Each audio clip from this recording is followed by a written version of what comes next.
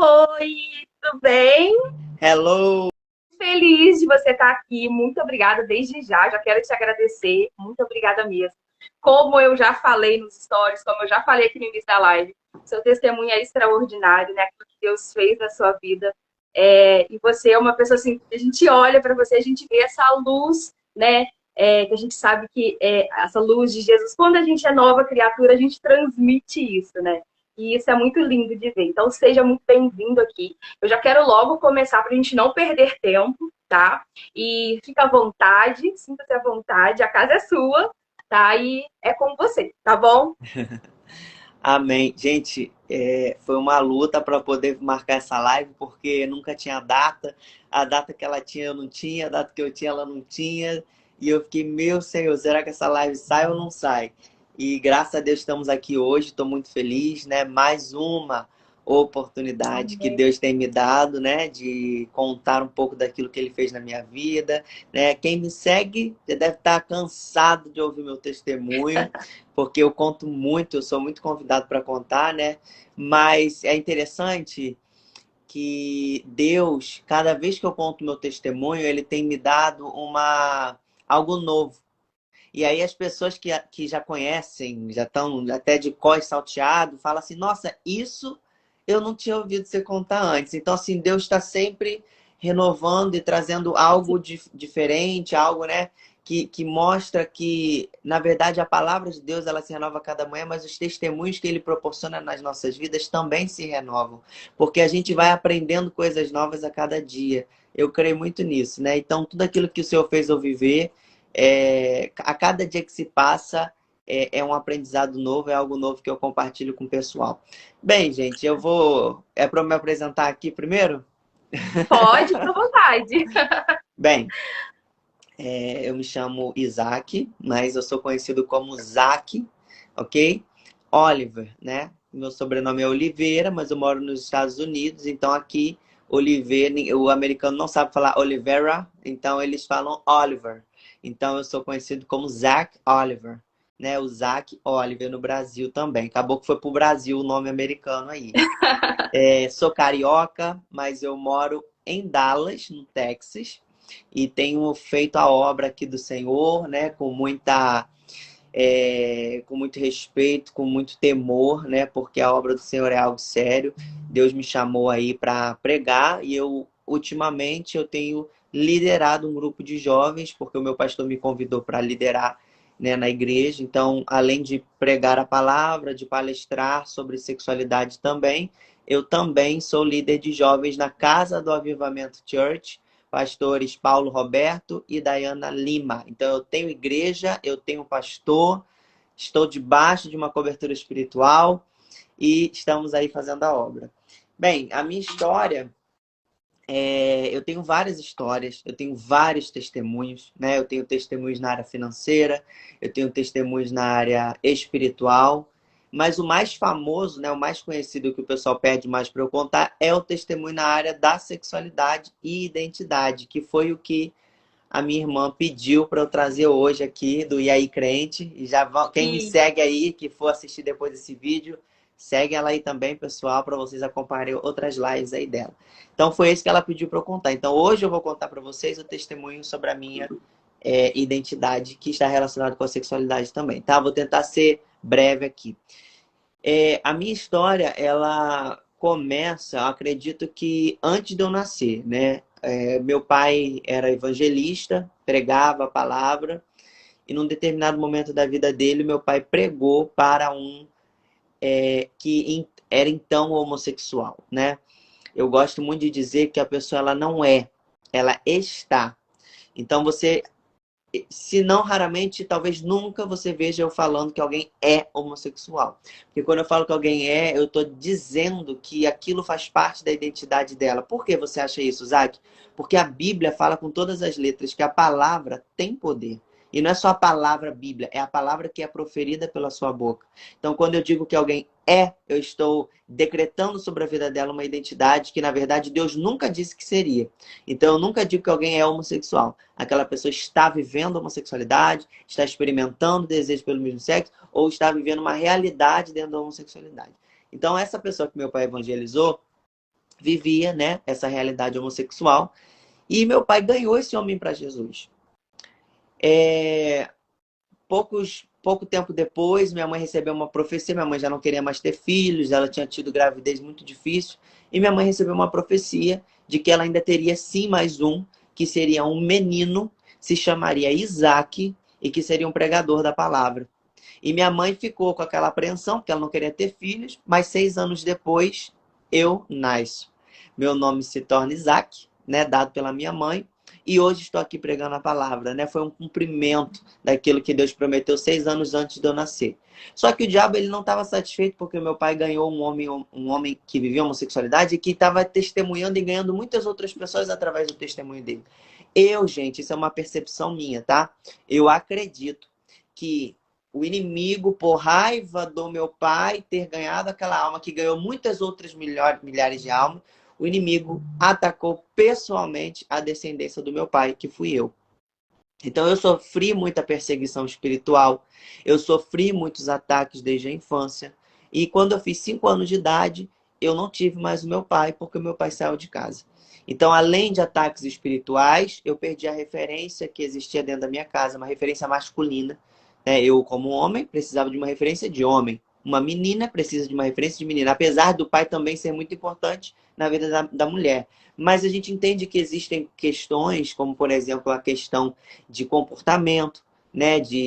Enfim, de masculinidade que é passada assim de pai para filho. E eu perdi meu pai, né? A presença do meu pai com 5 anos de idade. Meu pai não faleceu, ele saiu de casa. E fui crescendo, fui desenvolvendo o que era disponível para que eu desenvolvesse. Me tornei adolescente, com aquela dúvida, com aquela sensação de incapacidade, aquela sensação de inferioridade. E é muito interessante que em quase 100% dos casos de pessoas que experimentam a homossexualidade ou que já passaram por isso antes, no passado, tem essa questão de inferioridade. É muito é muito relacionado, né, entrelaçado a questão da homossexualidade com o complexo de inferioridade. Então, eu fui crescendo com isso, nunca me vi como os outros rapazes, nunca me senti parte da tribo, nunca me senti parte do grupo, nunca me vi semelhante, sempre inferior, sempre menor, sempre pior, sempre diferente.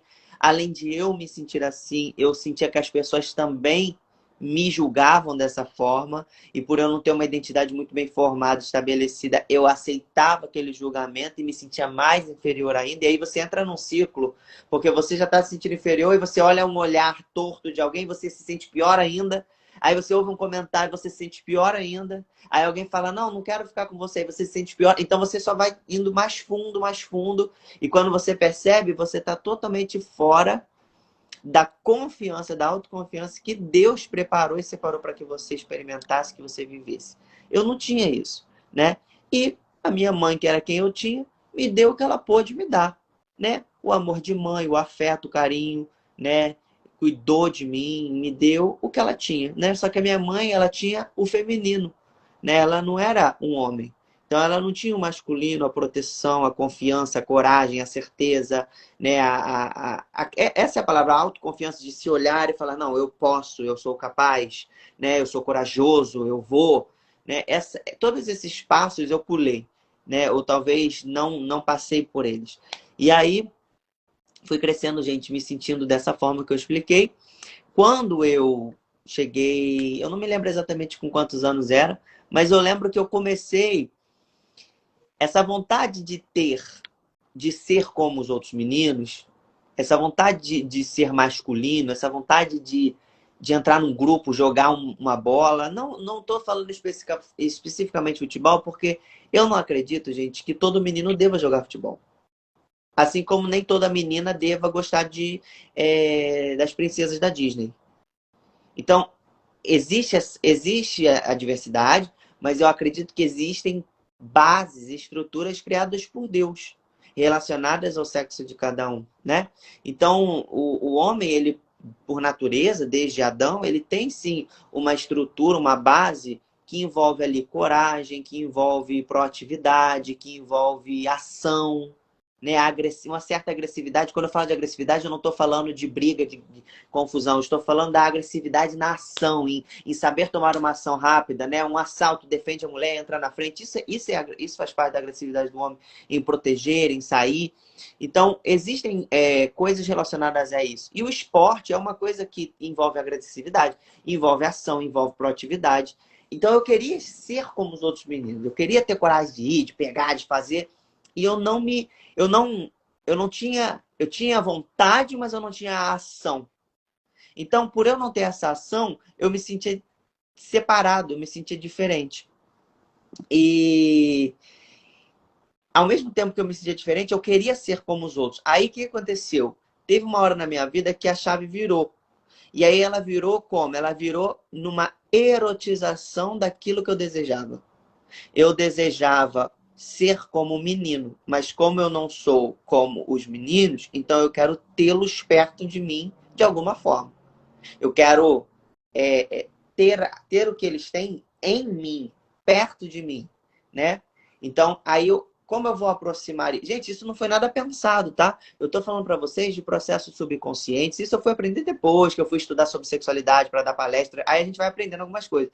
Mas na época, ah, eu quero. Você nem sente, você nem percebe o que está acontecendo. Hoje eu entendo.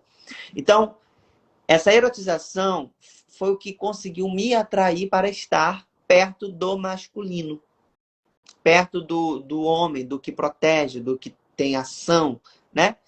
E, e aí, gente, comecei eu lembro que eu tinha um aplicativo, né? Eu sempre falo isso, eu tinha um aplicativo de namoro, ativei para menino, tinha para menina, né? Ativei para menino.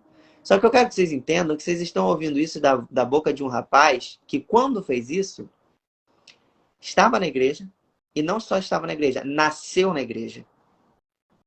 E não só nasceu na igreja, tinha pais cristãos. E tinha avós cristãos, fundadores de igreja. E toda a família. E eu não estou falando de uma família hipócrita que vai para a igreja de saião e que não vive o que prega, não. Eu estou falando de uma família que é de oração. Minha mãe tem dom de revelação em sonho. Minha família. Eu estou falando de uma família de Deus. Isso é para você entender que dentro da igreja nós podemos sim ser atacados.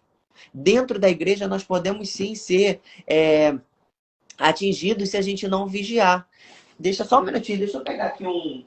É que eu falei isso agora, eu lembrei de um versículo, só que tá aqui na minha Bíblia. Gente, quem sabe faz ao vivo, tá?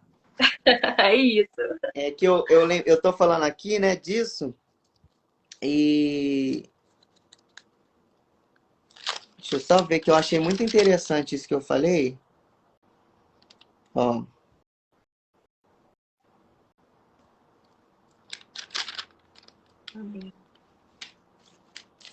Só um minutinho, gente, deixa eu achar aqui o versículo.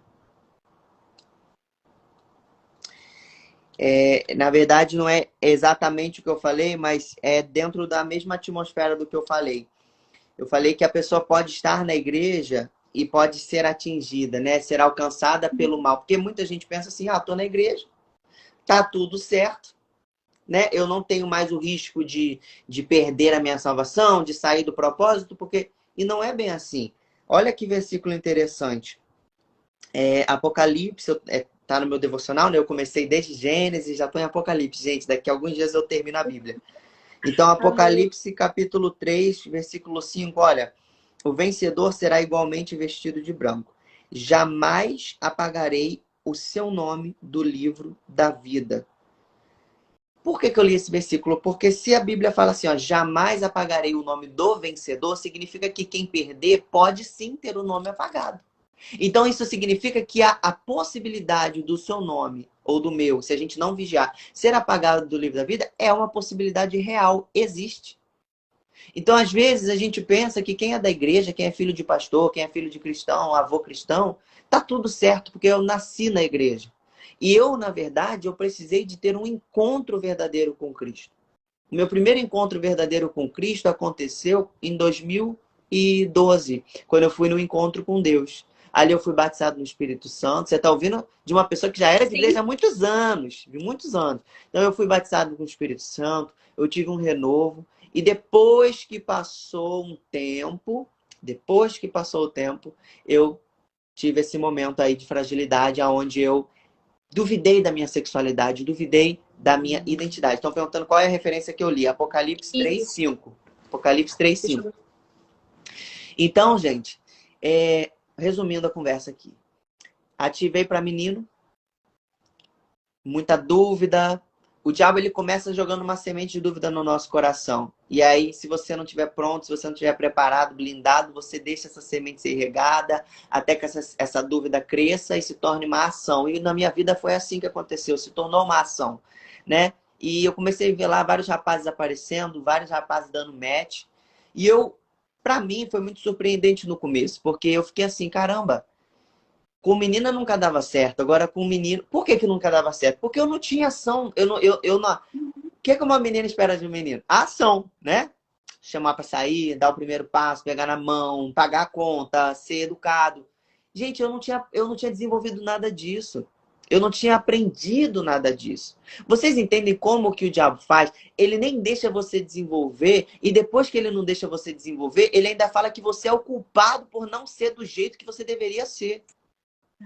Então, assim, eu me culpava. E hoje eu entendo que eu me cobrei demais em um momento da minha vida onde eu deveria ter paciência comigo mesmo e entender que eu não tive o crescimento e desenvolvimento natural. Como que eu gosto de usar esse exemplo, eu uso demais esse exemplo. Como que eu posso chorar e ficar desesperado porque eu não falo espanhol fluente?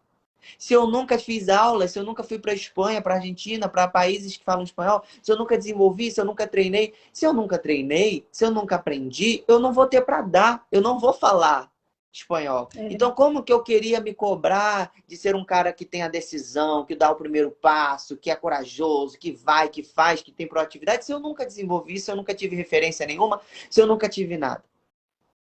Hoje, o Isaac de 2022 entende isso, mas naquela época eu me massacrava, eu me diminuía. E ali, gente, eu fui entrando em um processo depressivo e depreciativo, né? De se sentir inferior, menor, pior. Aí, muitos rapazes apareceram. Com rapazes é diferente, porque você não precisa sempre, né? Não é via de regra você dar o primeiro passo, você chegar, você chamar para sair, você pagar a conta. O outro, que também é homem, pode já ter desenvolvido isso, então ele pode fazer por você. E aí eu me sentia confortável, porque muitas coisas que eu precisava desenvolver para ter um relacionamento com uma menina, eu não precisei com o menino que ele tinha. Sabe o que o diabo faz? Ele pega... Por favor, não corte, não faça mix aqui de palavras, tá? Eu estou dando um exemplo. O diabo, ele pega vou te dar um exemplo, um câncer, e ele bota um band-aid em cima, para te dar uma falsa sensação de que foi curado. No meu caso, que não tem nada a ver com doença, porque homossexualidade não é doença, mas no meu caso, eu tinha um problema na minha identidade que gerou a homossexualidade, e o que o diabo fez, ele me deu um band-aid. Ele me deu uma forma de eu não precisar desenvolver as características que eu precisava desenvolver para ter um relacionamento saudável com uma mulher. Então eu comecei a me relacionar com homens. E eu vou falar uma verdade para vocês. O meu foco principal não era relação sexual. Era afeto, carinho, amor, atenção, cuidado. Eu tô falando isso, gente. Deus conhece o meu coração, não tem necessidade de mentir. E eu vou falar para vocês que, em grande maioria, esse é o foco. É você ter alguém que te proteja, porque ele não teve um pai que protegesse. É você ter alguém que cuide, porque ele não teve alguém que ensinasse a ser zeloso ou a cuidar dele mesmo. Então, é um processo vicioso, é um processo não saudável, vamos dizer assim, mas que acontece com milhões, milhares de rapazes e de moças hoje em dia. E eu fui uma das vítimas desse sistema. Aí, pessoal, comecei a sair. Fui desenvolvendo, né, Eu lembro que eu fui... Quanto mais eu entrava nesse mundo, mais eu me afastava de Deus. Mais eu me afastava da igreja. Mais eu me afastava dos amigos. Mais eu me afastava da família. A um ponto que eu bloqueei minha família toda. Bloqueei vários amigos. Parei de ir na igreja definitivamente, né? Na época eu ia numa igreja lá no Rio. Que eu morava no Rio, né? Então eu ia numa igreja ali em Irajá. E parei de ir nessa igreja. Inclusive a Luciana, que você conhece, ia na mesma igreja que eu. Então, eu não ia mais, eu não me frequentava mais, eu não queria saber mais de nada. Aí junta a revolta que você tem interna, né? Que não foi curada emocionalmente, juntamente com pessoas que às vezes não têm discernimento, sabedoria para lidar com você, e aí fala uma besteira, fala uma palavra pesada. Eu não estou dizendo que você deva passar a mão na cabeça de quem está em pecado, mas você tem que tomar cuidado com as palavras que você usa, porque às vezes essa pessoa já está na beira de um precipício e um toque que você der nessa pessoa joga ela no precipício abaixo. Eu cheguei num ponto que eu estava na beirada do precipício. Esse afastamento de tudo e de todos, essa revolta, esse ódio que foi crescendo dentro de mim, gerou alguns transtornos em mim. Eu tive ansiedade. Gente, eu fui parar no hospital várias vezes. Uma vez eu parei no hospital, na emergência, literalmente achando... Eu tô falando literalmente porque eu sentia literalmente aqui dentro uma dor, literal, carne. Uma dor, parecia que eu tava infartando. E quando eu fui ver, era ansiedade, né? Eu tive ansiedade, eu tive síndrome do pânico, eu tive depressão, eu tive transtorno de irrealidade. O que é isso? É você, no meu caso, se manifestou como se eu visse todo mundo em câmera lenta, como se eu estivesse num sonho. Eu andando na rua acordado, mas parecia que eu estava dentro de um sonho. Então, consequências físicas vieram por um problema que começou na mente.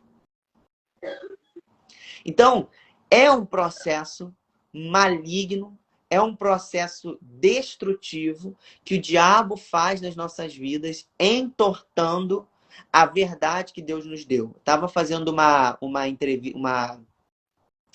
mentoria essa semana que passou, e eu estava explicando para o rapaz que eu estava mentorando que o desejo sexual é algo que Deus deu. Não foi Satanás que deu. Não foi Satanás que criou o órgão sexual, o processo de neurotransmissores do prazer, como que funciona o seu corpo, o sex appeal, né, o desejo. Não foi Satanás que criou, foi Deus. Por que ele criou? Porque ele deu uma ordenança lá no começo, crescer e se multiplicar. E para eu me multiplicar, eu tenho que ter relação sexual. E para eu ter relação sexual, eu tenho que ter desejo. Então quem criou isso tudo, todo esse processo foi Deus. Só que o diabo, o que ele fez? Ele pega uma coisa que é legítima, que é verdade, que é o desejo sexual, e ele entorta para que você use o que é legítimo de forma errada. Então, o que o diabo fez na minha vida e faz em milhões de rapazes e moças no mundo todo ele pega um desejo que é natural e ele faz com que você use de forma antinatural. É por isso que tem muita gente que dá a desculpa assim, ó, eu não tenho como, é mais forte do que eu. Não tem jeito. É mais forte do que você a vontade de se relacionar sexualmente. Mas para quem você se relaciona é controlável porque você não nasceu com isso. Você desenvolveu, você aprendeu, você construiu. E você não construiu porque você quis. Você construiu porque foi proposto a você pela vida que você construísse dessa forma. Foi o que te foi oferecido. Isso é uma coisa muito interessante de saber. Por quê? Porque quando eu entendo essa realidade, eu sei que é possível eu mudar.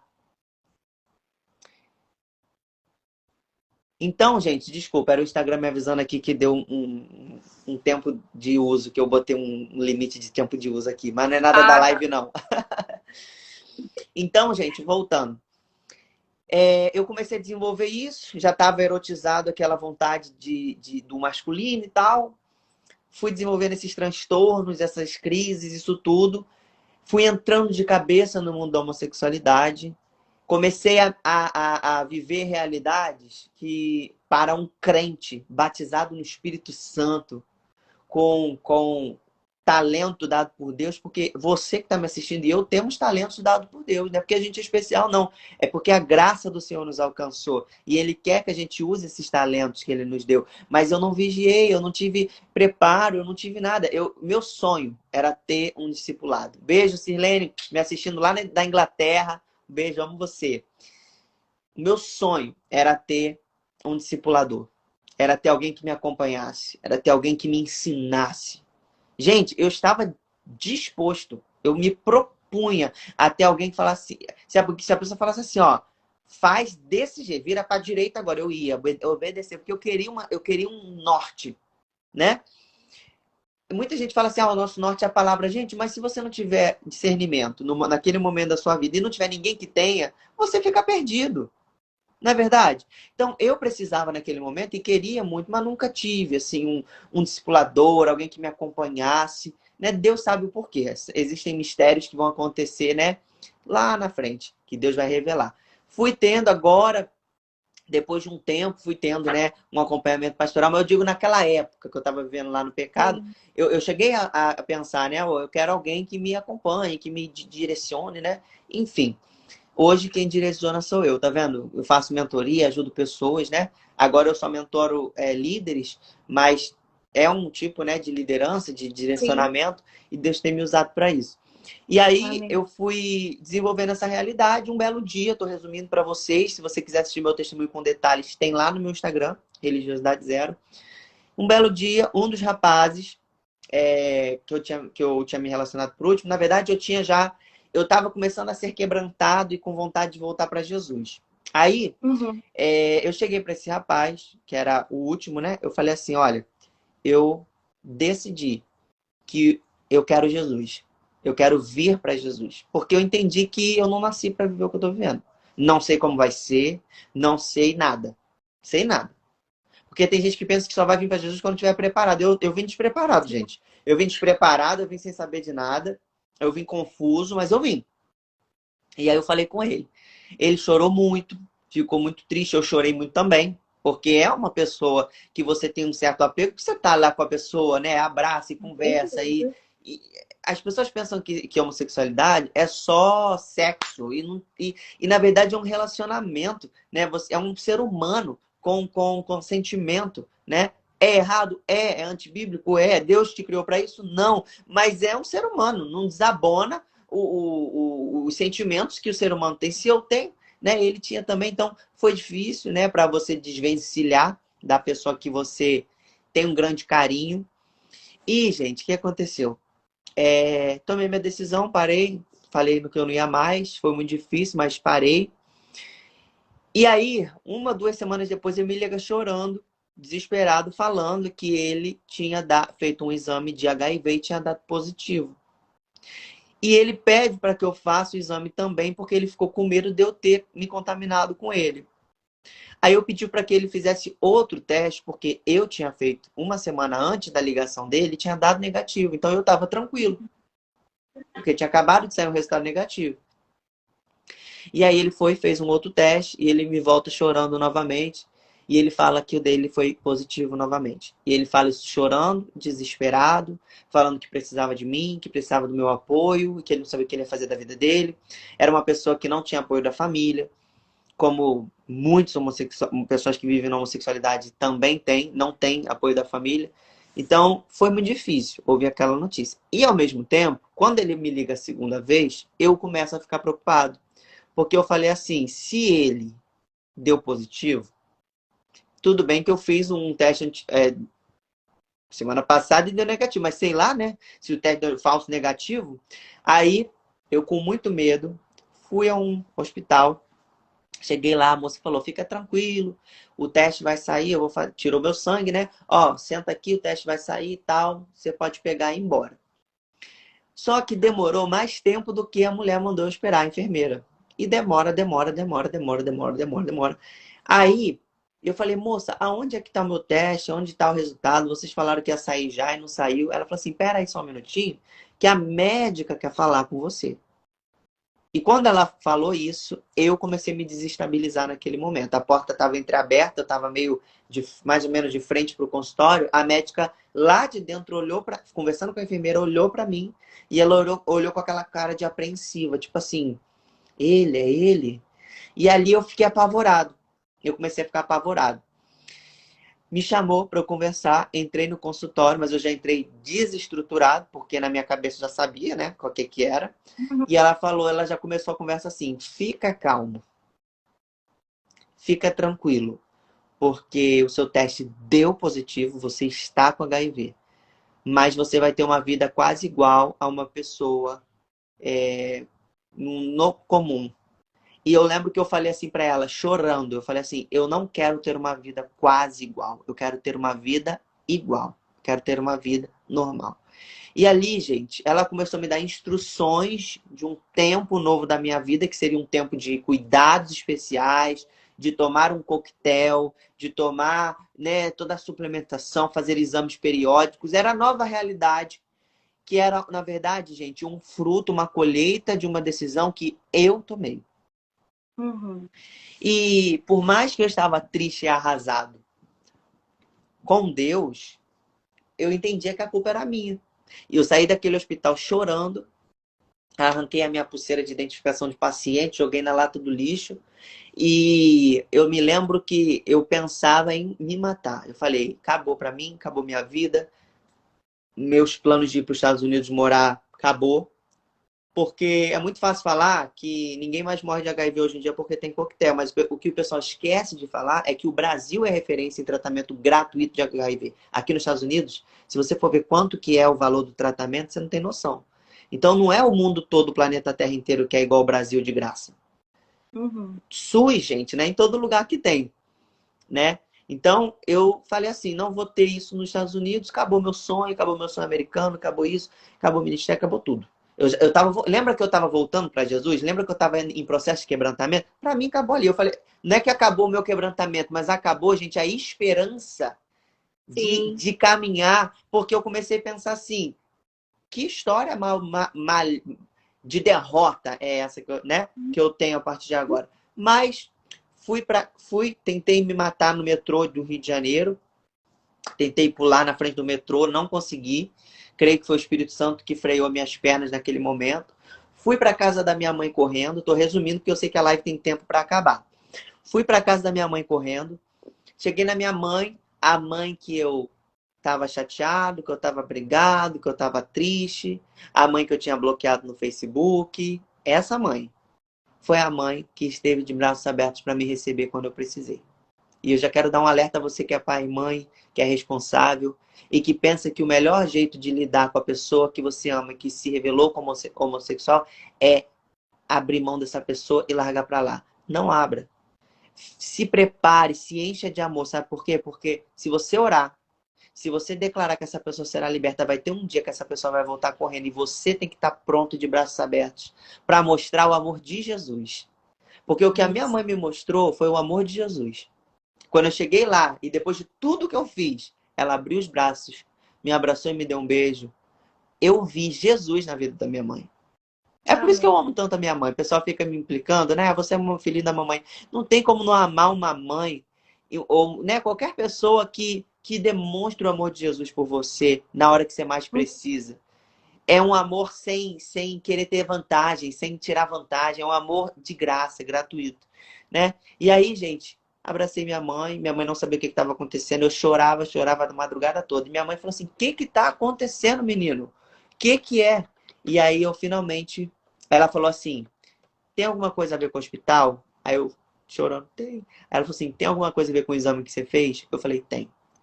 Ali minha mãe teve a revelação, né? Juntou as peças e também o Espírito Santo. Aí ela ajoelhou na cama, me mandou ajoelhar do lado dela, na cabeça, assim, na lateral da cama. E ali minha mãe começou a orar e colocar a mão em mim e declarar cura sobre a minha vida. Passado esse dia, acordei, os dias foram se passando, fui visitando várias orações no Rio de Janeiro, gosto muito de círculo de oração, gosto muito de visitar a igreja que tem círculo de oração, que tem mesa de oração, que tem campanha, que tem 7 semanas, adoro essas coisas. Aí eu ia com a minha mãe, né, nessas igrejas todas pelo Rio de Janeiro inteiro. Sempre eu tinha a minha igreja, mas eu ia visitar outras. Aí comecei a andar em todas as igrejas que eu ia. Deus usava ou pastor, ou responsável. Você. Aí eu olhava assim, né? Não, você que olhou para trás, é você mesmo aí de camisa assim, assim, assim. Aí eu olhava, era eu. Fica de pé. Eu ficava de pé e Deus falava assim: o seu testemunho vai alcançar nações. Você vai alcançar pessoas. Pessoas vão ser transformadas através do que eu vou fazer na tua vida. E quando eu ouvi aquilo, eu cria, gente. Eu nunca fui incrédulo. Mas ao mesmo tempo que eu cria, eu pensava assim, que testemunho? Porque ele não sabe, mas eu sei que eu tenho um testemunho hoje em dia de uma pessoa que viveu o pecado, se arrependeu, sim, mas tá com um resquício, tá com uma sequela, um laudo, um decreto que o mundo deixou marcado no meu sangue. E eu ficava, que testemunho é esse que eu vou contar? Eu não estou, gente, com preconceito com quem ainda tem HIV. Eu só estou dizendo que É difícil para alguém dar testemunho de vitória quando, na verdade, você ainda está enfrentando consequências das suas decisões. Eu tô num discurso realista, tá? Não tô passando pano, eu tô falando a realidade. Eu busquei, eu estava pagando. E aí, eu nessa correria toda, gente de igreja, em todos os lugares, mesma coisa. Aí na outra igreja, o pastor, ó, você, levanta, se levanta. Tá, confirmava tudo. Aí eu em outro lugar, você, tá. Um belo dia, gente, eu tava no BRT no Rio de Janeiro, tá? E um dos resultados saiu de um dos exames aí que eu fui fazer de rotina. E era uma bateria com 64 exames. Uma bateria assim geral, sabe aqueles exames que vê sua vida inteira? E era dessa. Aí eu fui olhar o resultado. E quando eu olhei o resultado online, no laboratório online, eu estava dentro do ônibus, eu li assim, ó, HIV não detectado. Quando eu li aquilo, veio na minha mente assim, ó, eu vou fazer, eu ainda faço. E quando eu senti aquilo, eu falei, não brinca comigo, Jesus, não brinca comigo. Porque o meu maior medo era gerar uma expectativa, gerar uma esperança e ser frustrado pela segunda. A primeira já quase me matou. Já quase me. A primeira, gente, foi a expectativa de que se eu vivesse a homossexualidade, eu ia ser feliz. Qual foi o resultado? Depressão, síndrome do pânico, transtorno de realidade. Olha o meu medo. Se eu me frustro pela segunda, eu não sobrevivo. Porque a primeira já me deixou sequelas. A primeira já quase destruiu minha vida. Imagina a segunda. Então, ali na segunda, eu fiquei com medo de acreditar. Desci correndo do ônibus. Eu estava perto do Rio Mar, na Barra, do Hospital Rio Mar. Eu desci, pulei pro ônibus na direção oposta, desci no Rio Mar, fui correndo na emergência, falei, moça, faz um teste de HIV comigo. Ela falou assim, não, aqui não faz isso não, aqui é emergência. Eu falei, faz, em nome de Jesus você faz, chama o médico, fala com alguém porque eu preciso fazer um teste. Aí ela tentou entender o que estava acontecendo, não entendeu. No final o médico autorizou, o plano autorizou, fiz e o resultado saiu, gente, não reagente. Ali foi a segunda confirmação daquilo que Deus estava falando sobre a minha vida. E eu, naquele momento, eu comecei a desabar. Por que que eu comecei a desabar? Porque eu pensei assim, eu pequei, eu busquei o erro, eu quebrei minha cara, eu fiz tudo de errado, me afastei da minha família, me afastei de Deus. O, o preço que eu deveria pagar era esse. Por que que Deus está revogando isso? Eu não mereço isso. Eu não mereço nenhum perdão, quem dirá ele desfazer um erro que eu corri atrás, né? Era a consequência. E ali, gente, eu comecei a me encher de esperança, mas ao mesmo tempo veio aquela coisa assim, isso aí é falso negativo, isso daí você ainda tá.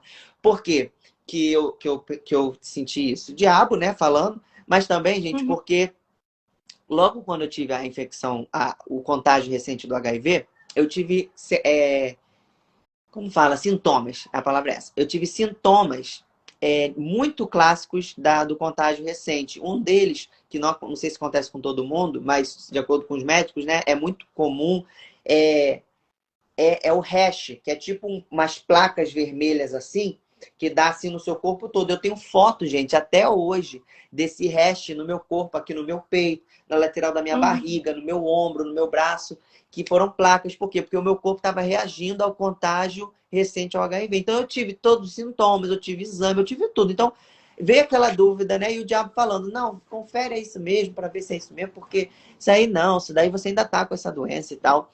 E aí eu soube que tinha um exame chamado teste ELISA, que era um teste profundo, era um teste, um pente fino no sangue, que se você realmente estivesse com HIV, ia aparecer no ELISA. Aí, Uhum. gente, eu tomei coragem, mas eu tava com muito medo, muito pavor. Um belo dia, eu falei assim, então eu vou fazer o ELISA. E aí, Isaac, deixa eu só te interromper rapidinho. sim, De quando você fez o primeiro exame, que estava lá, né, que você descobriu, até esse exame, foi mais ou menos quanto tempo? Você lembra, mais ou menos? eu não me lembro. Eu lembro que do último teste negativo, positivo ao último negativo, deu.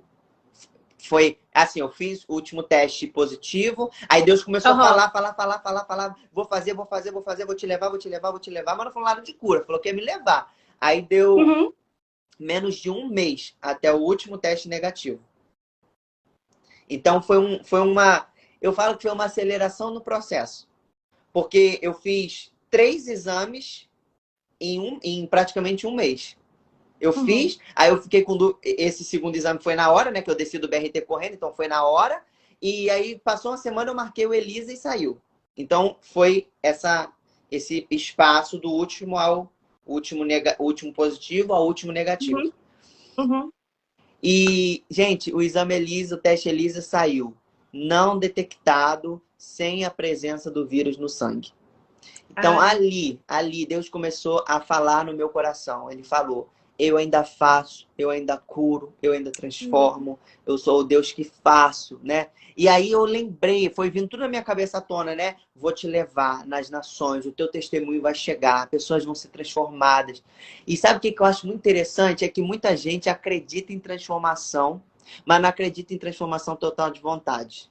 Ou acredita, mas não acredita em cura. E na minha vida, gente, aconteceu completo. E por que aconteceu completo? Porque o Isaac é especial? Não, porque Deus faz por completo. A questão é que a gente tem que acreditar que Ele faz por completo. Porque eu só vou viver aquilo que eu acredito que o Senhor faz. Eu não vou viver uma realidade que eu não acredito, que eu não tenho fé para viver. Né? A Bíblia fala em Hebreus que sem fé é impossível agradar ao Senhor. Então eu preciso da fé para entender que o Senhor faz e faz a obra por completo. Se você vê na sua vida que ainda existem áreas para ser trabalhadas, creia, confia, continua, não para. Sabe qual é o problema? É que muita gente começa, tá indo bem, e por não ver o resultado no tempo que ela predeterminou na cabeça dela, ela para. Aí ela fala assim, ah, não, já era tempo já de eu estar resolvido isso tudo, então vou parar, porque eu acho que Deus não transforma, não. Aí sai aí pro mundo e fala, ó, vivi tantos anos na igreja, Deus não transformou. Não, não é que Deus não transformou. Deus não transformou no seu tempo, porque Ele faz no tempo dele. O tempo de Deus é diferente do nosso. A Bíblia fala que um dia é 1000 anos. E sabe o que eu acho interessante? Deus não tem prazer em demorar nos transformar. Deus tem pressa em nos usar. Deus tem pressa em nos transformar. A questão é que muita gente quer transformação total, mas não está preparada para receber aquilo que pede. Aí Deus transforma rápido, a pessoa cai rápido. Porque pensa que, o pecado é a homossexualidade, mas se Deus me transformar as minhas vontades para eu gostar do certo, eu sou homem e gostar de mulher, aí não tem problema se eu cair com mulher, porque é mulher. E, na verdade, não tem nada a ver. Se cair com mulher, vai para o mesmo inferno que um homossexual iria. Por quê? Porque a Bíblia fala que imoralidade sexual é pecado. A Bíblia fala que fornicação é pecado. Que adultério é pecado. Então, talvez você esteja pedindo uma coisa para Deus e não está preparado para receber aquilo que você pediu. E tem gente que quer muito uma coisa, mas quando recebe vai ficar soberbo, vai ficar altivo. Então deixa Deus trabalhar primeiro, todas as áreas que Ele precisa trabalhar no seu coração. Deixa Deus quebrantar você primeiro. Gente, eu passei por um processo, eu falei que foi um processo acelerado, mas eu passei por um processo de quebrantamento tão grande, de humilhação tão grande. Eu me lembro de uma vez que eu estava tão arrasado em Copacabana, vou falar rápido aqui para finalizar. Eu estava em Copacabana, quase chorando, e aí eu atravessei a Atlântica, né? A Avenida Atlântica, e fui para a areia da praia, me abaixei ali, meio sentado ali na areia da praia, e eu chorava porque tinha brigado com meu pai, e eu falei, eu vou pegar esse celular, eu vou jogar esse celular longe, e eu vou sumir da minha família, eu vou sair de todo mundo.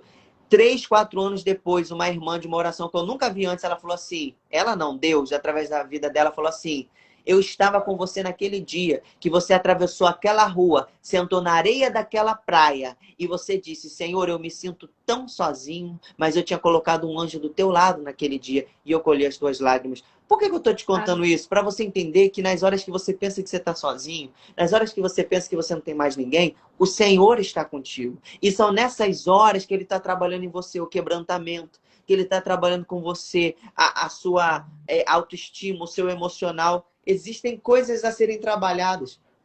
E assim, aprove ao Senhor, né? Eu ter vivido isso tudo numa aceleração muito grande. E eu acredito, de verdade, que o Senhor acelerou meu processo para que eu estivesse pronto para você ouvir.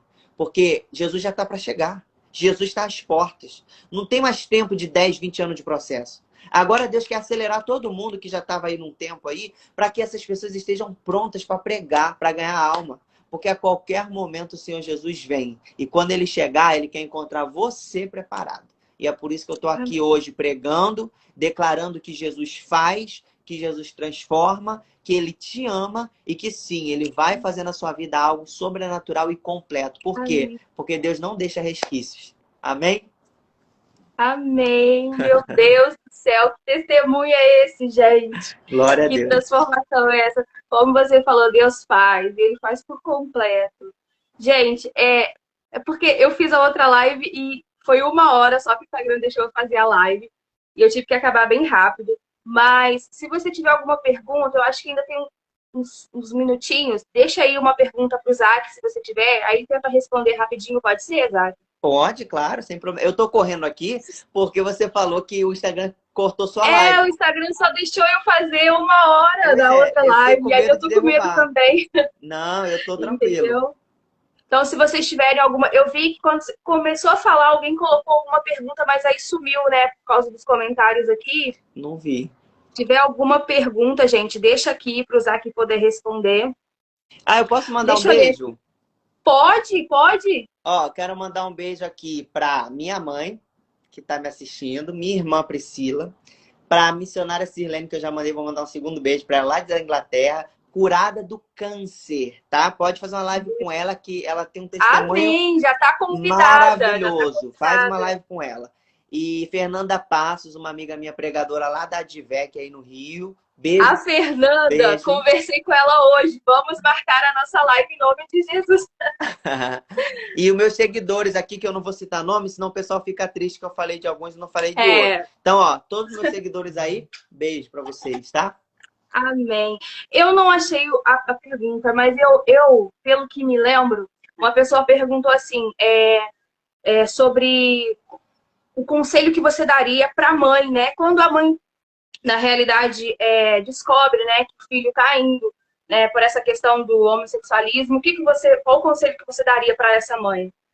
Então, é interessante porque ontem eu recebi um convite para fazer uma palestra para mães. Olha que interessante, né? Lá em Oklahoma.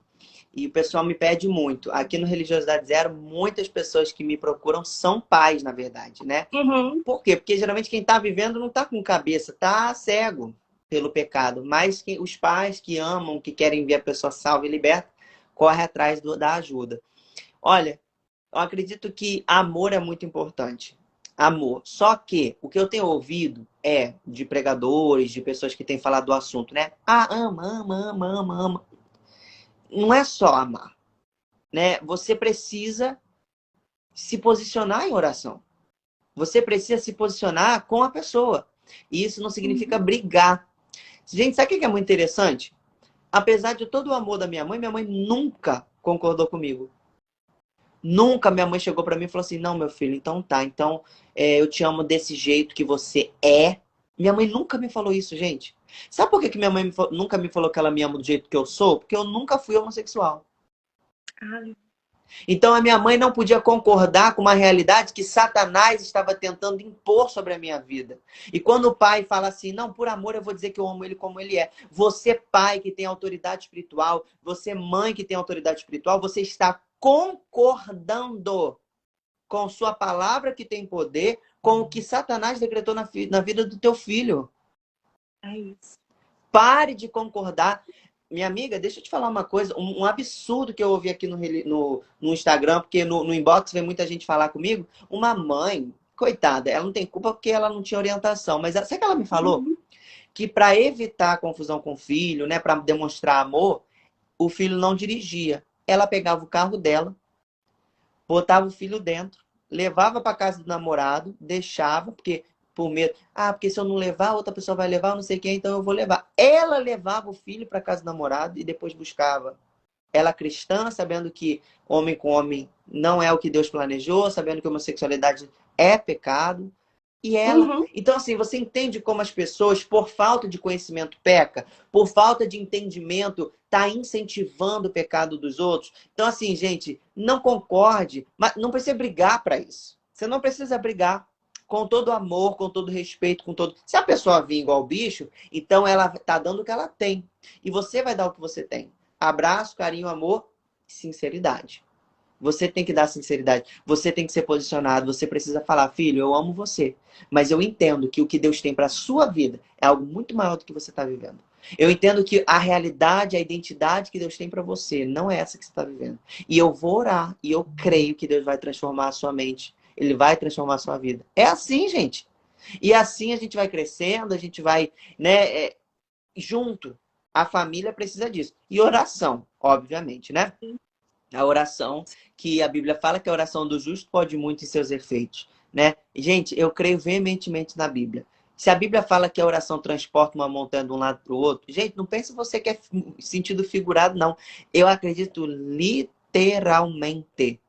Entendeu? Claro que seria algo que a gente ficaria maravilhado, porque é algo que não acontece todos os dias. Mas nós cristãos não somos dessa terra. A gente tem que acreditar no sobrenatural mesmo. Então, ó, posicione em oração, amor, carinho, beijo, abraço, mas não concorde. Principalmente com palavras.